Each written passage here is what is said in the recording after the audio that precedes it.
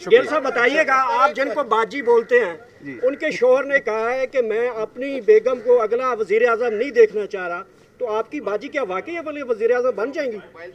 देखिए, मेरी जो बाजी हैं और जो मेरा ख्याल खैर से आपकी भी बाजी हैं, आप सिर्फ उस बाजी को मेरे पल्ले ही डाल रहे हैं सारा। शुक्र है हमारी बाजी की शादी हो गई हुई है, नहीं तो जितनी ज़बरदस्ती आप उनको सिर्फ मेरे अकेले की बाजी बना रही हैं तो मुझे तो जहेज़ भी देना पड़ जाना था।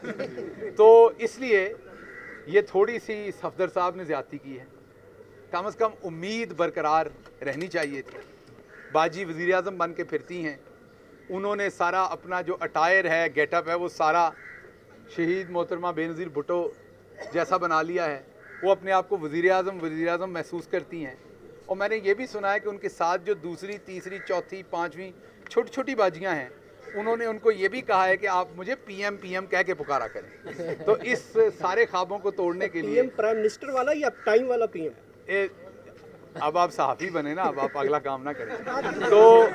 तो इसलिए मेरी सफदर साहब को ये मशवरा है कि इतना दिल नहीं तोड़ते, ज़रा थोड़ी सी उम्मीदें रहने देते। बहुत शुक्रिया। सर, आज जिस फरीक का बयान जमा होना था वो नहीं हुआ अभी तक। अगर वो बयान जमा हो गया होता, आज जितने मुदल्लिल दलाइल हुए हैं, तो आपको लगता है कि आज नताइज आपके हक में हो सकते हैं? देखिए, वो अदालत की कार्रवाई, उस पर मैं बात नहीं कर सकता। वो वकील मेरे करेंगे। मैं अदालत के कामों को उस तरह से नहीं समझता, तो उसमें मैं कम से कम बोलूँ।